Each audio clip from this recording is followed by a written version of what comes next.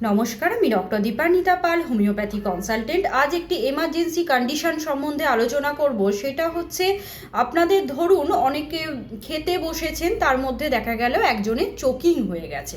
এই চোকিং জিনিসটা কি?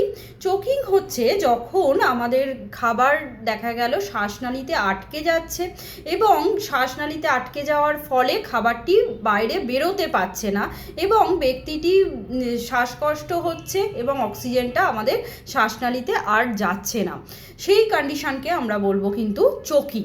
এই চোকিং হলে আপনারা কি কি করবেন বা কোন কোন সিমটমস দেখলে আমরা চোকিং বুঝতে পারবেন। প্রথমেই ব্যক্তিটির যেটা হবে সেটা হচ্ছে যে খাবারটা খাচ্ছিল সেটা আটকে যাবে এবং সেটা বের করতে পারবে না। নেক্সট যে পয়েন্টটা আপনারা লক্ষ্য করবেন, আপনাদের কথা বলা ব্যক্তিটির বন্ধ হয়ে যাচ্ছে, তার পাশাপাশি একটা শ্বাসকষ্ট হচ্ছে, শ্বাস নিতে সে পারছে না এবং আপনাদের যেটা লক্ষ্য করতে হবে, খুব লাল হয়ে যাচ্ছে, মুখ চোখ খুব লাল হয়ে যাচ্ছে এবং ব্যক্তিটি খুব ঘামতে শুরু করেছে। সেই টাইমে আপনাদের কিন্তু এমার্জেন্সি কিছু পদক্ষেপ অবশ্যই আপনাদের নেওয়া উচিত। এবার আমি বলি এই চোকিংটা কি কারণে হতে পারে, যার দ্বারা আপনারা একটু সতর্ক হয়ে যাবেন। প্রথমেই যদি ব্যক্তিটি খুব তাড়াতাড়ি খাবার খাওয়ার চেষ্টা করে, সেক্ষেত্রে হতে পারে দেখা গেল তার সাধ্যের বাইরে পরিমাণটা, সেই বেশি পরিমাণে খাবার একসঙ্গে খাচ্ছে, তার ফলেও কিন্তু খাবার শ্বাসনালীতে আটকে যেতে পারে।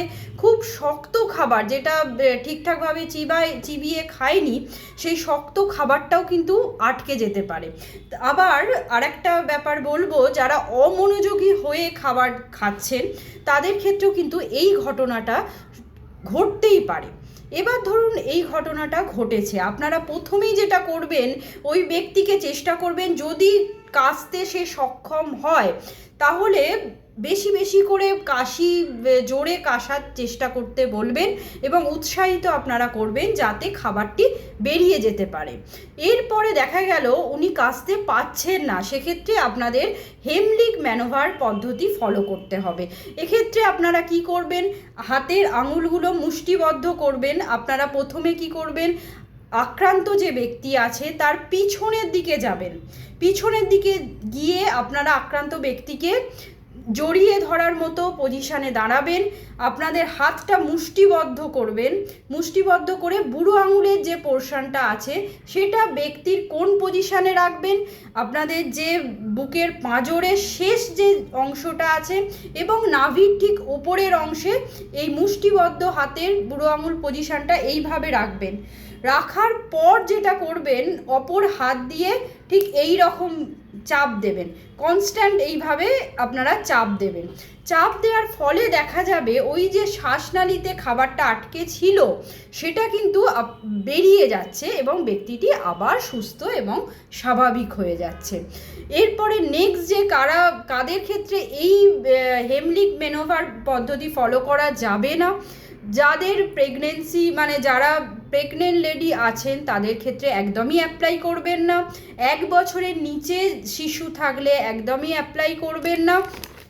এবং আপনাদের যাদের দেখা যাচ্ছে কোনো সমস্যা পেটের মধ্যে আছে সেক্ষেত্রেও কিন্তু এই জিনিসটা অ্যাপ্লাই করবেন না। আদারওয়াইজ আপনারা যে কোনো জায়গায় এটা কিন্তু অ্যাপ্লাই করতে পারেন, তাহলে কিন্তু আপনারা ওই ব্যক্তিটার প্রাণ বাঁচাতে পারেন। কারণ আমাদের হাতে চোকিং হয়ে যাওয়ার পর কয়েক সেকেন্ড সময় থাকে।